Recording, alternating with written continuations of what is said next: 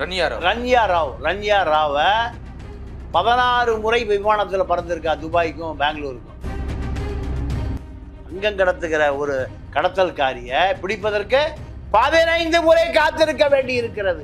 ஏன்னா அந்த அம்மாவை போலீஸ் டிஜிபி காரில் வந்து கூட்டிட்டு போறான். ஒரு போலீஸ் விமானத்துறை உயர் அதிகாரிகளுக்கு தகவல் போய் நீங்க அந்த அம்மா துபாயில நீங்க டெபார்ச்சர் புறப்படும் போதே பெங்களூர் விமான நிலையம் அலர்ட் ஆயிடுச்சு. இந்த நடிகை ஒரு தங்கம் கடத்துகிற ஒரு குருவியாக பயன்படுத்தப்பட்டிருக்கிறாள். ஒரு முறை 7.5 கோடி ரூபாய்னா 7 கோடி ரூபாய் கடத்தினா 2 கோடி ரூபாய் லாபம் கிடைக்கும். 1 கோடி ரூபாய் இந்த அம்மாவுக்கு 1 கோடி ரூபாய் தங்கம் கடத்துறோம். அது எப்படியா கொண்டு வந்திருக்கு? ஒன்றும் இல்லைங்க. இப்போ அந்த உள்ளாடையில் தகடுகளாக மாற்றப்பட்டு ஜரிகைகளாக்கப்பட்டு விட்டு அந்த ரேங்கில் இருக்கிற அதிகாரி தான் போய் ஏமா நீ வா, ஏமா உனக்கு விசாரிக்கணும் வாமா கூப்பிட முடியும்.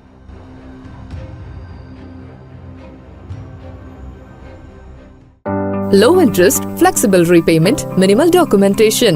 Repco Home Loans. தங்கம், வைரம், வெள்ளி தள்ளுபடி திருவிழா. தங்க நகைகள் சேதாரம் 1% குறைவு. வைர நகைகள் கேரட்டுக்கு 5000 குறைவு. உங்க லலிதால விலையை கம்பேர் பண்ணுங்க. எங்க கம்மியோ அங்க வாங்குங்க. கருப்பை புற்றுநோய் குறித்த சந்தேகங்களுக்கான தங்கம் ஹோப்பை இலவசமாய் அணுகுங்கள். கிங் டிவி நேயர்களுக்கு வணக்கம். இன்று நம்மோடு இருந்திருக்கும் சிறப்பு விருந்தினர் மூத்த பத்திரிகையாளர் திரு தமிழா பாண்டியன் அவர்கள். ஐயா வணக்கம். வணக்கம். சமீபத்தில் ஒரு நடிகை கிட்டத்தட்ட ஒரு 14.800 கிராம் தங்கத்தை வந்து துபாயிலேருந்து கடத்திட்டு வந்திருக்காங்க. அதை வந்து பெங்களூரு ஏர்போர்ட்ல பிடிச்சிருக்காங்க. யார் அந்த நடிகை? இதுக்கு பின்புலம் என்னையா? இந்த நடிகையுடைய பெயர் ரன்யா ராவ். கன்னட படத்தில் நடிச்சிருக்காங்க. தமிழ் படத்தில் ஒரே ஒரு படத்தில் விக்ரம் பிரபு ஆமாம் தலை காட்டியிருக்காங்க. ஆமாம். இந்த நடிகையுடைய அப்பா ராமச்சந்திரா ராவ், அவர் ஒரு ஏடிஜிபி இப்போ கர்நாடகாவில் வேலை பார்க்குறார். இந்த ஏடிஜிபியுடைய மகளை இந்த தங்கம் கடத்துகிற கும்பல் நடிகையை விலை பேசி வாங்கி இருக்கிறார்கள். வாங்கியதனுடைய விளைவு தான் எவ்வளோ பேசியிருப்பாங்க ஐயா? நீங்கள் ஒரு ட்ரிப்புக்கு 1 கோடி ரூபாய். அப்பா, ஒரு ட்ரிப்புக்கு 1 கோடி ரூபாய். 1 கோடி ரூபாய். இதில் எப்படி நடக்கும்னா, விமான நிலைய அதிகாரிகளுக்கு 1 கோடி ரூபாய் கொடுக்கப்படும் கமிஷன். ஏன்னா அப்படிதான் போயிட்டு வந்துருக்கு. எப்போ ரெகுலராக நடக்குது. நீங்கள் சென்னை டி நகரில் நகைக்கடைக்கு மாதத்திற்கு ஒரு குறைந்தபட்சம் ஒரு 25 டன் தேவைப்படுகிறது. டன் தேவைப்படுகிறது. ஒரு டன்னுனா 1000 கிலோ. ஒரு டன்னு 1000 கிலோ. 1000 கிலோ. அப்போ 2500 கிலோ சென்னையில் இருக்கக்கூடிய அத்தனை நகைக்கடைகளுக்கும் மார்வாடிகளுக்கும் தேவைப்படுகிற நகை தங்கம். இது எல்லாம் முறையா வாங்க மாட்டாங்க. அப்படி முறையா வாங்க மாட்டாங்க. முறையா வாங்கினா விலை கொடுக்க முடியாது. துபாய் மார்க்கெட்டுக்கும் சென்னை மார்க்கெட்டுக்கும் 30% விலை வித்தியாசம். எவ்வளவு? 30%. 1 கோடி ரூபாய். 1 கோடி ரூபாய்க்கு இங்கு விலை போகிற தங்கம் துபாயில் 70 லட்சம் ரூபா. துபாயில் 70 லட்சம் ரூபா. இப்போ இந்த 70 லட்சம் ரூபாயில் 30 லட்சம் ரூபா லாபம் கிடைக்குது. ஒரு கிலோ இன்னைக்கு நிலைமைக்கு 35 to 40 லட்சம் ரூபா ஒரு கிலோ. இந்த 40 லட்சம் ரூபா ஒரு கிலோ போட்டுங்க. 40 லட்சம் ரூபாய்க்கு 30% 12 லட்சம் ரூபா ஒரு கிலோவுக்கு லாபம் கிடைக்குது. 6 லட்சம் ரூபா அதிகாரிக்கு கொடுத்துருங்க. 6 லட்சம் ரூபா லாபம் கிடைக்குது கிலோவுக்கு.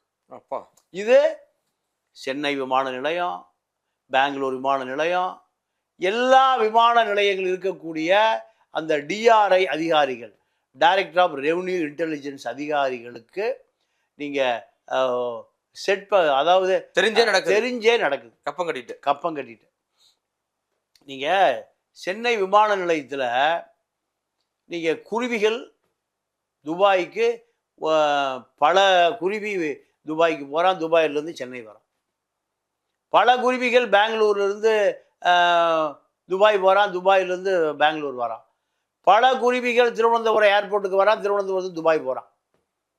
ஏங்க பினராயி விஜயன் அமைச்சரவையில் இருக்கக்கூடிய ஒரு மூத்த தலைமைச் செயலாளரை தங்கம் கடத்தல் வழக்கில் அந்த தங்கம் கடத்தின பெண்ணு கூட கெட்டு கதல இருந்து அவருக்கு பதவியே போச்சு, அந்த மாதிரி ஜெயிலுக்கு போச்சு. இவருக்கு பெரிய கெட்ட பிறகு இப்போ கர்நாடகாவிலையும் இது போல் நடக்குது, தமிழ்நாட்டிலையும் இது போல் நடக்குது. இந்த விமான நிலைய அதிகாரிகள் இப்போ நம்ம அண்ணாமலையுடைய நெருங்கிய நண்பராக பிஜேபியில் இருந்த ஒருவர் ஒரு கடையை எடுத்து கொடுக்குறாரு. எதுக்கு? கலை பொருள்கள் விற்கிற கடையை பிஜேபியை சேர்ந்த ஒரு முக்கிய பதவியில் இருந்த ஒருவர் ஒரு முஸ்லீம் சகோதரனுக்கு அந்த கடையை வாங்கி தர்றாரு. அந்த கடையில் 6 பேர் வேலை செய்யலாம். 6 பேர் விமான நிலையத்துக்குள் எந்த பகுதிக்கு வேணால் போகலாம், எந்த பகுதிக்கு வேணால் வரலாம். ஓஹோ. அப்படி அண்ணாமலைக்கு நெருக்கமான அந்த பிஜேபியை சேர்ந்த ஒரு நபர் விமான நிலையத்தில் கடை எடுக்க வேண்டிய தேவையே இல்லை. டெல்லி செல்வாக்க பயன்படுத்தி இது கடை எடுத்து கொடுத்து ஏறக்குறைய அந்த விமான நிலையத்துக்குள்ள கழிவறையில் கொண்டு அந்த தங்கத்தை கொடுத்துருவோம். எப்படியா? கழிவறையில் பேக் எடுத்துகிட்டு போகிறான். அப்போது கழிவறையை சுத்தம் செய்கிற அந்த பணியாளர் உடையில் எங்கே வேணால் போகலாம் வரலாம். Okay okay. அப்போ அங்கே கை மாறிடும், அங்கே கை மாறும். கை மாறிய பிறகு நான் இப்போ ஒரு இன்டர்நேஷ்னல் டூர் போயிட்டு வந்தேன். அப்போது விமான நிலையங்களில் ஒரு கழிவறையில் இப்போ ஒரு செக்யூரிட்டியை போட்டான். செக்யூரிட்டியை போட்டான். எதுக்கு? இந்த பையோட போறான், இந்த பையோட அவனை விலைக்கு வாங்குவது மிக எளிது. அவனையும் விலைக்கு வாங்கலாம். ஆமாம், அவன் என்ன ஸ்கேவெஞ்சர் தானே. ஆமாம். அவன் என்ன இது ஆர்பிஐயில் இருக்கக்கூடிய தலைமை அதிகாரி அங்கே உட்காந்துருப்பார் டாய்லெட்டுக்குள்ள. ஸ்கேவெஞ்சருக்கு ஒரு $100 கொடுத்தா, $1000 கொடுத்தா எந்த பையன் வேணா எப்படி வேணா மாற்றிக்க, நான் கொஞ்ச நேரம் வெளியே போயிட்டு வர்றேன். ஆமாம். அப்போ இதெல்லாம் மிக எளிது. நீங்கள் விமான நிலைய அந்த சிப்பந்திகள் இருக்காங்க, லக்கேஜ் கொண்டு வர சிப்பந்திகள் இருக்காங்கல்ல, இவர்களெல்லாம் தினக்கூலி ஆட்கள். இவன் பூராம பிராந்தி பாட்டில் தேடிடுவான். எதை தேடிடுவான்? என்னுடைய இப்போ நான் 27ஆம் தேதி இன்டர்நேஷ்னல் ஏர்போர்ட்டில் வருகிற பொழுது சென்னையில் என்னுடைய பையில் இருந்த நான் கொண்டு வந்த அந்த முந்திரி பருப்பு பொட்டலத்தையும் திருடிட்டானுங்க. ஐயோ, திருடிட்டானுங்க. அப்போ இவர்களையே தங்கத்தை திருட மாட்டான், தங்கத்தை ஏன் மாற்ற மாட்டான்? எனக்கு தெரிஞ்சுங்க, ஒரு நாளைக்கு அந்த சுமை தூக்கும் பணியாளர் இருக்கான்ல, விமானத்தை லக்கேஜ் எடுத்து கொண்டு வந்து வெளியில் பயணிகளுக்கு கொடுக்குறான்ல, வர்ற வழியிலே ஜிப்பை திறந்து கள்ளச்சாவியை போட்டு பூட்டை திறந்து அதில் இருக்கிற விலை உயர்ந்த பொருட்களை போல திருடிடுறான். இந்த திருடுகிற நபர் அதிகமாக பணம் கொடுத்தீங்கன்னா தங்கத்தை கொண்டு வெளியே கொடுத்துருவான். அவ்வளோதான். இந்த முறையை பயன்படுத்தி தான் இந்த நடிகை ஒரு தங்கம் கடத்துகிற ஒரு குருவியாக பயன்படுத்தப்பட்டிருக்கிறாள். இது ஒரு முறை இருமுறை இல்லை, பல முறை இந்த குருவி போகிறது வர்றது அதிகாரிகள்லாம் தெரிஞ்சு ஏன் இந்த நடிகையை என்ன ரன்யா ராவை 16 முறை விமானத்தில் பறந்துருக்கா, துபாய்க்கும் பெங்களூருக்கும். அப்போ இது டிஆர்ஐ தகவல் போகுது, டைரக்டர் ஆஃப் ரெவன்யூ இன்டெலிஜென்ஸ் தகவல் போய் விமானத்துறை உயர் அதிகாரிகளுக்கு தகவல் போய் நீங்கள் அந்த மாதிரி துபாயில் நீங்கள் டெபார்ச்சர் புறப்படும் போதே பெங்களூர் விமான நிலையம் அலர்ட் ஆயிடுச்சு. ஓகே. பெங்களூர் விமான நிலையம் காவல், ஏன்னா டிஜிபியுடைய ஏன்னா டிஜிபியுடைய காரில் வந்து இந்த பொண்ணை கூட்டிகிட்டு போகிறாங்க. ஒரு காவலர், ஒரு இன்ஸ்பெக்டருக்கு அந்தஸ்தில் உள்ள ஒரு அதிகாரி வந்து கூட்டிகிட்டு போகிறான். அப்போது இதையெல்லாம் டிஆர்ஐ பார்த்துட்டு இருக்காங்க. ஒரு முறை இருமுறையில் பல முறை பார்த்து மேலதிகாரிக்கு போய் இந்த தகவல்கள்லாம் துபாயில் இந்த அம்மா போர்டிங் பாஸ் எடுக்கிற பொழுது பெங்களூர் விமான நிலையம் அலர்ட் ஆயிருச்சு. அலர்ட் ஆகித்தான் நீங்கள் எப்போவுமே தகவல்கள் அடிப்படையில் தான் நம்ம ஒரு போலீஸ் பிடிப்பான். தானாக போய் பிடிக்கிற அதிகாரம் எந்த போலீஸுக்கும், எந்த ஐபிக்கும், எந்த சிபிஐக்கும், எந்த ரோவுக்கும் கிடையாது. எந்த ராவுக்கும் ரோவுக்கும் கிடையாது. ஏதாவது சோர்ஸ் வந்தாதான். சோர்ஸ்னா இதுதான் இப்போ சோர்ஸு. புடினா தான் தானா போய் பிடிச்சா மேலே வேலையை பாரியா. யார் எஸ்பி பிடிச்சா டிஐஜி பேசுவார், டிஐஜி பிடிச்சா ஐஜி பேசுவார், ஐஜி பிடிச்சா டிஜிபி பேசுவார். இங்கே எல்லாமே அரசியல் மயமாக்கப்பட்டிருக்கு. காவல்துறையை பொறுத்த வரைக்கும் எல்லாமே இன்கம் டேக்ஸு, சிபிஐ எல்லாமே அரசியல் அரசியல்வாதிகளுடைய எடுபடியாக மாறி இருக்கான். இப்போ இதில் திட்டமிட்டு மாற்றப்பட்டிருக்கு. திட்டமிட்டு இந்த மாதிரி 17 முறை போனதை 17 முறை ஒரு என்ன முறை பண்ணிட்டு இருந்தீங்க? இப்போ இந்த லாஸ்டா வரும்போது தான் கிட்டத்தட்ட ஒரு 15 கிலோ கொண்டு வந்திருக்கு. இதுக்கு முன்னாடி எத்தனை கிலோ கொண்டு வந்திருக்கோம்? ஒரு கிலோ 45 லட்சம் ரூபா. 15 கிலோனா 7.5 கோடி ரூபா. ஒரு முறை 7.5 கோடி ரூபானா 7 3 21 7 கோடி ரூபாய் கிடச்சா 2 கோடி ரூபா லாபம் கிடைக்கும். 1 கோடி ரூபா இந்த அம்மாவுக்கு 1 கோடி ரூபா தங்கம் கிடச்சிடும் உனக்கு. முதலாளிக்கு இன்வெஸ்ட்மெண்ட்டாக இருக்கு. அப்போ இல்லை அது எப்படியா கொண்டு வந்திருக்கு? ஒன்றும் இல்லைங்க. இப்போ அந்த உள்ளாடை இருக்குல்ல, உள்ளாடையில் தகடுகளாக மாற்றப்பட்டு ஜரிகைகளாக்கப்பட்டு விட்டது. நீங்கள் இப்போ மேலே இருக்கிற உள்ளாடை அதில் தங்கத்தால் இழைக்கப்படும். இதெல்லாம் கல்யாணத்தில் அயல்நாட்டு ராணிகள் உடை அப்படித்தான் இருக்கும். தங்கத்தால் தங்க இழைகளால் பின்னப்பட்டு இருக்கும். அது 10 கோடி ரூபா 20 கோடி ரூபா அந்த உடைக்கான விலைன்னு சொல்கிறாங்கல்ல. இதை இந்தம்மா வியாபாரத்துக்காக குருவிக்காக பயன்படுத்துது, அவ்வளோதான். பெங்களூர் விமான நிலைய சுங்கத்துறை அதிகாரிகளுக்கு ஒரு முறை 2 முறை 15 முறை அவர்கள் கண்ணில் நீங்கள் விளக்கெண்ணெய் ஊற்றி பார்த்தாலும் திட்டமிட்டு தப்ப வைக்கப்பட்டிருக்கிறார். இந்த ரன்யா ராவுடைய அப்பா ராமச்சந்திரா ராவ், அவர் ஏடிஜிபியாக இருக்காராம். அப்போ விமான நிலைய உயர் அதிகாரிகள் ஒரு ஏடிஜிபி மகளை நம்ம ஃபாலோ பண்ணக்கூடாதுன்னு விட்டுருப்பான். 10 முறை 12 முறையும் போது டெல்லிக்கு தகவல் போகுது. ஒரே ட்ரெஸ்ல ஒரு பொண்ணு திரும்ப ட்ரெஸ் மாறி மாறி வரும், ஒரே ட்ரெஸ்ஸாக இருக்காது. இதில் மாட்டினா ஒரே ட்ரெஸ் இல்லை ட்ரெஸ் மாறி மாறி வரும். ட்ரெஸ் அவங்களுக்கு ஒரு பெரிய உள்ளாடைக்குள்ளே போடுறது தான் ஒரு ட்ரெஸ்ஸு. மேலே இருக்கிறது ஒரு காஸ்ட்லி நவீனமான உடை. யாரு கழட்டி பார்க்க போறாங்க? அப்போ நான் டிஜிபி பொண்ணு ஏடிஜிபி பொண்ணுனா கீழ் அதிகாரியில் பயந்துக்குவான். ரொம்ப சத்தம் போட்டுருக்கு போல. அப்போ டிஜிபியை கட்டுப்படுத்தக்கூடிய உள்துறையிலிருந்து அதிகாரம் ஆர்டர் வரணும். அதான் பயந்துட்டு இருக்கான். உள்துறையில் டெல்லி உள்துறையிலிருந்து ஏவியேஷன் தலைமை அதிகாரி உத்தரவு கொடுத்தா தான். அப்போ 15 முறை இவங்க யாருக்கு அதிகாரம் இல்லை.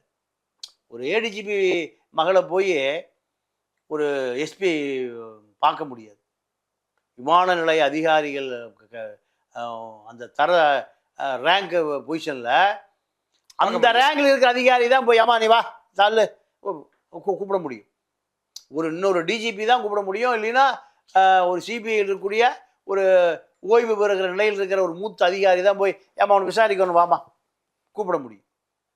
அப்போ இந்த தகவல் டெல்லிக்கு போய் சேருவதற்கே பல மாதம் ஆயிருக்கு. அதுக்குள்ள அந்த 15 ட்ரிப் அடிச்சிருச்சு. ஒரு முறை 15 கிலோனா 15 கிலோனா ஒரு 150 கிலோ 150 225 கிலோ. 10 முறை தான் 150 கிலோ. 10 முறை தான் 150 கிலோ. 15 முறை 225 கிலோ. 200 விட்டுருந்தா ஒரு டன் அடிச்சிருக்கும். 1000 கிலோ வந்தா ஒரு டன் தங்கம். ஏன்னா 1 கிராமுக்கே நாட்டில் கிடைக்கல. ஆமா அவன் அலையறானுவ. தாலிக்கு தங்கம் இல்லைன்னு அந்த அம்மா 1 கிராம் கொடுத்து 2 கிராம் கொடுத்து ஜெயலலிதா. இங்க என்னடானா ஒரு டன் கடத்தப்படுகிறதுனா கண்டிப்பா பெங்களூர் இருக்கக்கூடிய விமான நிலையத்தில் ஒரு மேலாளர் இருப்பார், ஒரு மேனேஜர் இருப்பார், அவருக்கு தெரியும். அங்கே ஒரு இல்லை கிளவராக கடத்தும் போது ஒரு பெரிய கேங் இருக்கு எல்லாமே. நீங்கள் சென்னை விமான நிலையத்தில் தங்கம் தொடர்ச்சியாக கடத்தப்படுகிறது. நான் பயங்கரமாக சொல்கிறேன். என்ன காரணம் கேட்டிங்கன்னா எல்லாமே குருவிகள் செட்டிங்ஸ் தான். அதிகாரிகளுக்கு தெரியாமல் எதுவுமே நடக்காது. அதிகாரிகளுடைய கவனத்துக்கு வராமல் யாரும் தங்கம் கடத்த முடியாது. எனக்கு தெரிஞ்சு சென்னையில் ஒரு 100 குருவிகள் இருக்காங்க. அந்த ஒரே ஒரு சமூகத்தை சார்ந்தவர்கள் 100 குருவிகள் தான் சென்னையினுடைய தங்க மார்க்கெட்டை விலை நிர்ணயம் செய்கிறார்கள். அப்பப்போ போயிட்டு வருது போயிட்டு வருது. அங்கே தங்க கடன் கொடுத்துருவான். விற்று உண்டிய அது ஹவாலால் போயிடுது. பல ஆயிரம் கோடி எதில் போகுது? ஹவாலா. தங்கம் கடத்தப்படுது. அந்த பணம் எங்கே போகுது? ஹவாலால போகுது. ரிசர்வ் பேங்குக்கு தெரியாமல் துபாயில் ஒரு ரிசர்வ் பேங்கு போலியாக ரிசர்வ் பேங்கை போல தனி நபர்கள் நடத்துகிற ஹவாலா ஏஜென்ட்டுகள். நீங்கள் திருப்பூரில் பனியன் தொழில் இருக்குது. பனியன் தொழிலில் பம்பாயிலேருந்து ஒரு ஆள் கிளம்பி ஒரு 10 லட்ச ரூபா எடுத்துகிட்டு வருவான். 10 லட்சத்தை ஃப்ளைட்டில் கொண்டு வர்றதில்ல. அவன் என்ன பண்ணுவான்? அங்கே இருக்கிற ஹவாலா ஏஜென்ட்டுக்கிட்ட 10 லட்சத்தை கொடுத்தா அவன் ஒரு 10 ரூபாய்க்கு கொடுப்பான். ஓ, 10 லட்ச ரூபாய்க்கு 10 ரூபா. ஒரு 10 ரூபா கொடுப்பான். அந்த 10 ரூபா எடுத்துகிற ஃப்ளைட்டில் வந்து திருப்பூரில் கமலேஷ்னு ஒரு ஹவாலா ஏஜென்ட் இருக்கான். என்ன பேர்? கமலேஷ். கமலேஷ். நான் பேரே சொல்கிறேனே. ஆமா, அந்த வில்லனுக்கு அதே பேர் தான் போலயா? அயன் படத்துல வில்லனுக்கு அதே பேர் தான் போல. ஆமாம். இந்த கமலேஷ் வந்து லாரி டிரான்ஸ்போர்ட் நடத்துகிறான். திருப்பூர் டிராவல்ஸ் பங்களாவில் நேர் எதிர்த்த மாதிரி ஓன் பில்டிங். லாரியெல்லாம் உள்ளேயே போய் சரக்கு இருக்கும் கமலேஷ். இந்த கமலேஷ் அனைத்து கட்சிக்கும் அவன் காசு கொடுக்குறான். ஓ, அவன் பார்த்தீங்கன்னா சனிக்கிழமை அன்னைக்கு 10 ரூபாய் அங்கேருந்து கொண்டு வந்து இங்கே ஃப்ளைட்டில் வர்றவன் இந்த 10 ரூபாய்க்கு கொடுத்தா 10 லட்ச ரூபாய்க்கு கொடுத்துருவான். 10 லட்ச ரூபாய்க்கு அவனுக்கு எவ்வளோ தெரியுமா கமிஷன்? 1 லட்ச ரூபாய்க்கு 1000 ரூபா. 10,000 ரூபாய் எடுத்துட்டு 9,90,000 ரூபாய்க்கு கொடுத்துருவோம். நீங்கள் 10,000 ரூபா செலவில் 10 லட்சம் ஹவாலாலைக்கு வந்து சேருமா?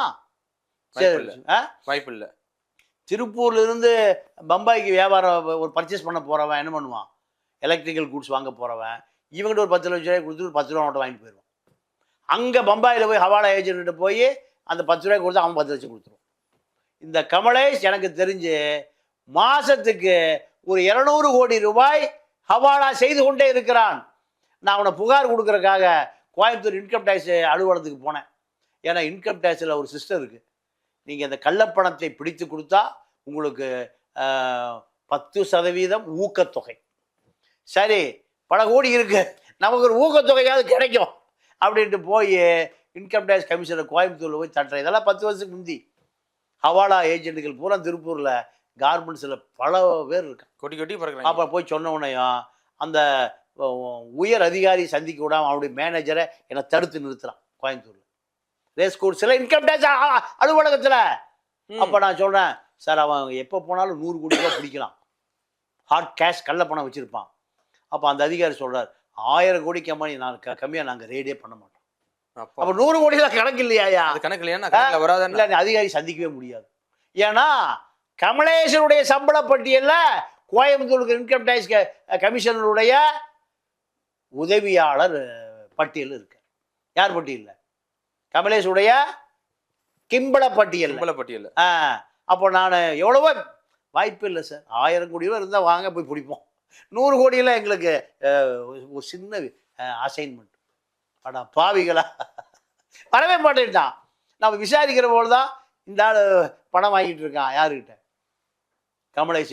அப்போ பாடியான ஒரு கல்கட்டாக்கார ஒரு மார்வாடி பாடியா, அவன் இதே தொழில் தான்.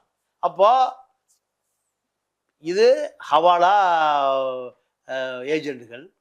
இதே போல் தங்கம் கடத்துகிற குருவிகள் சென்னை விமான நிலையம், பெங்களூர் விமான நிலையம், திருவனந்தபுரம் விமான நிலையம். அந்த அந்த அந்த அம்மா பேர் என்ன? ரன்யாராவா? இல்லை, கேரளாவில் கவர்மெண்ட்டே ஆட்டம் கண்டுச்சே தங்க கடத்தல் தானே, சொப்பனா. அப்போது சொப்பனாவுக்கு என்ன வேலைன்னா, துபாயிலிருந்து திருவனந்தபுரத்தில் இருக்கிற துபாய் எம்பசிக்கு, கான்சுலேட் ஜெனரலுக்கு பார்சல் வரும். அது எம்பசி டு எம்பசி பார்சல்னால் டாக்குமெண்ட் பார்சல் நினச்சிட்டு நீங்கள் அதை கஸ்டமர்ஸில் எடுக்க மாட்டான். அது என்ன வருது? தங்கம் வருது. சொப்பனா தான் போய் அதை எடுத்து கொண்டு வந்து வெளியில் எங்கேருந்து அந்த மாதிரி மேலே பல வழக்கு. இப்போ ரன்யா ராவ் இந்த வழக்கில் நீண்ட நாட்களாக டிஆர்ஐக்கு முழுமையான தகவல்கள் வந்து கொண்டே இருந்தது. ஆனால் நடவடிக்கை எடுக்கலை. நடவடிக்கை எடுப்பதற்கான உத்தரவு எப்போ? 16வது அசைன்மெண்ட் தான் வருது. ரன்யா ராவ் வந்து துபாய் விமான நிலையத்தில் போய் நீங்கள் டெபோச்சரில் போய் சீட்டில் உட்கார்ந்த பிறகு, நீங்கள் போர்டிங் பாஸ் எடுத்த பிறகு, அந்தம்மா பெங்களூரில் இறக்கிருங்க, தங்கத்தோடு வருது அந்த அம்மா. ஏன்னா வேற எங்கேயும் போகிறதில்ல, இந்த மாதிரி ஒன்லி துபாய் பெங்களூர் தான். பெங்களூர் டு சிங்கப்பூர் போயிருந்தால் சந்தேகம் வந்திருக்காது, பெங்களூர் டு மலேசியா போயிருந்தால் சந்தேகம் வந்திருக்காது, பெங்களூர் டு கொழும்பு போயிருந்தால் சந்தேகம் வந்திருக்காது. எதை தங்கம் கிடத்துற ஊர் துபாய் டு பெங்களூர் தான். அதில் தான் சந்தேகம் அதிகமாக வந்தது. அப்போ என்ன காரணம் கேட்டிங்கன்னா, ரன்யா ராவை போல பல ரன்யா ராவுகள் தங்கத்தை கடத்தி கொண்டே இருக்கிறார்கள். ஆனால் இதுக்கு அதிகாரிகளும் உடந்தை. நீங்கள் சென்னை ஏர்போர்ட்டில் குருவிகள் என்ன பண்ணுவான்னா, அந்த தங்கம் கடத்துகிற பார்சல் கொண்டு வந்து டாய்லெட்டில் போட்டு போயிடுவான். டாய்லெட்டில் போட்டு போயிடுவான். டாய்லெட்டில் போட்டு போனால் டாய்லெட் சுத்தம் பண்ணுகிற விமான நிலைய சிப்பந்திகள் அந்த ட்ரெஸ் போட்டுருப்பான்ல, அவன் போய் அந்த குப்பையா அதை கொண்டு என்ன பண்ணிடுவான், டிஸ்ட்ரிபியூட் பண்ணிடுவான். இன்னைக்கு விமானத்திலேயே விமானம் நின்ன உடனே அந்த 4 பேர் அந்த ப்ளூ ட்ரெஸ்ஸை போட்டுட்டு துப்புரவு பணியாளர் ஏறுவான். துப்புரவு பணியாளர் ஏறுவான். ஏறின உடனே என்ன பண்ணுவான், குப்பை வரும். நீங்கள் இப்போ ஃப்ளைட்டில் ஏறின உடனேயுமே டிஃபன் கொடுப்பான், டீ கொடுப்பான், காப்பி கொடுப்பான், எல்லாம் கொடுப்பான். சாப்பிட்டுட்டு வச்சிங்கன்னா அந்த ஏர் ஹோஸ்டஸ் மறுபடியும் வருவாங்க. எதுக்கு, அந்த குப்பையெல்லாம் வாங்கிட்டு போகிறக்கு அந்த 2 பை கொண்டு வருவாங்க. பிளாஸ்டிக்கில் பெரிய பை 2 பை இழுத்துட்டு போவாங்க. அதில் குப்பை விட நம்பி போயிடும். இதுக்குள்ளே தங்கம் கிடக்குதா இல்லை குப்பை கிடக்குதான்னு யாருக்கு தெரியும்? சுத்திகரிப்பு பணியாளருக்கு மட்டும்தான் தெரியும். சுமை தூக்குகிற பணியாளருக்கு தான் தெரியும். அவன் ஒரு ஃப்ளைட்டுக்கு 4 நாள் 8 பேர் ஏறுவான். நீங்கள் க்ளீன் பண்ணுறவன் அவன் எல்லாம் கோடீஸ்வரனாக இருக்கான். இப்படி நடக்குது. அதிகாரிகளுடைய அனுமதியோடு தான் இது நடக்குது. இப்போ ஜிப்பு போட்டு பூட்டி வச்சிருந்த பூட்டை உடைச்சு அது திருடிக்கிறான். என்னுடைய நண்பர் பிரான்ஸ்லேருந்து வந்தார், விலை உயர்ந்த மதுப்பாட்டில் கொண்டு வந்தார். பூட்டை உடைச்சா திருடிக்கிட்டான். செக் பண்ணுறான், பெட்டியை உடைச்சு செக் பண்ணுறான் திருடுறதுக்கு. விலை உயர்ந்த பொருட்கள் இருந்தால் அதை திருடிடுறான். இப்போ ஹேண்ட் லக்கேஜ் 7 கிலோ. அதனால் இந்த திருடு போகிறது தெரிஞ்ச வெளிநாட்டு பயணம் பண்ணுகிற பயணம் என்ன பண்ணுவாங்கன்னா, 7 கிலோ கையில் கொண்டு வந்து மேலே போட்டுட்டு கூட வச்சுக்குவான். லக்கேஜில் போடவே மாட்டான், கையிலேயே வச்சுருப்பான். முக்கியமான நகைங்க, தங்கம், பணம், கணமெல்லாம் லக்கேஜில் போட்டீங்க திருடு போயிடும். சென்னை விமான நிலையம் பண்ண முடியாது. யார் இப்போ கடவுள்கிட்டே எல்லாம் சேர்ந்து திருடும் போது சார் போலீஸ் ஸ்டேஷனில் போய் லஞ்சம் வாங்குறான்னு சொன்னால் போலீஸ் நடவடிக்கை எடுப்பானா? வாய்ப்பு இல்லையா?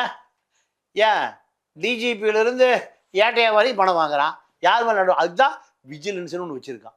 லஞ்சம் வாங்காத அதிகாரிகளை பொறுக்கி எடுத்து லஞ்ச ஒழிப்பு துறைன்னு வச்சுருக்கான். அவன் எனக்கு லஞ்சமே வேண்டாயா. இப்படி இருக்கிறவன உளவு பிரிவு மூலம் கண்டுபிடிச்சி தான் இதில் போடுறான், விஜிலன்ஸில் போடுறான். இன்னும் அவன் லஞ்சம் வாங்கிட்டானா கஷ்டம். லஞ்சத்தை ஒழிக்கிற அதிகாரி லஞ்சம் வாங்கிட்டான்னா இதுதான். ரன்யா ராவுடைய விஷயத்தில் என்ன நடந்ததுன்னா, 17 முறை துபாய்க்கும் பெங்களூருக்கும் பறந்ததை தங்கம் கடத்துகிறான் என்று உறுதி செய்திருப்பான். 1 முறை 2 முறை 3 நாள் உறுதி செய்த பிறகு நடவடிக்கை எடுப்பதற்கு அதிகாரம் இல்லை. அதிகாரம் டெல்லிக்கு போன பிறகு, டெல்லியிலிருந்து உத்தரவு வந்த பிறகுதான் இந்த நாடு எவ்வளோ கேவலமாக இருக்குன்னு பாருங்க. தங்கம் கடத்துகிற ஒரு கடத்தல்காரியை பிடிப்பதற்கு 15 முறை காத்திருக்க வேண்டி இருக்கிறது. ஏன்னா அந்த அம்மாவை போலீஸ் டிஜிபி காரில் வந்து கூட்டிகிட்டு போகிறான், ஒரு போலீஸ் காத்திருந்து. அந்த மாதிரி சொல்லுதா பார்க்குறான். அப்போ இது இந்த ஜனநாயகம் பலவீனமாக இருப்பதைத்தான் எடுத்து காட்டுகிறது. கண்டிப்பா மீண்டும் மற்றொரு நிகழ்வோடு சந்திப்போம். மிக்க நன்றி, வணக்கம். Low interest, flexible repayment, minimal documentation. Repco Home Loans. தங்கம், வைரம், வெள்ளி தள்ளுபடி திருவிழா. தங்க நகைகள் சேதாரம் 1% குறைவு, வைர நகைகள் கேரட்டுக்கு 5000 குறைவு. உங்க லலிதால விலையை கம்பேர் பண்ணுங்க, எங்க கம்மியோ அங்க வாங்குங்க. கருப்பை புற்றுநோய் குறித்த சந்தேகங்களுக்கான தங்கம் ஹோப்பை இலவசமாய் அணுகுங்கள்.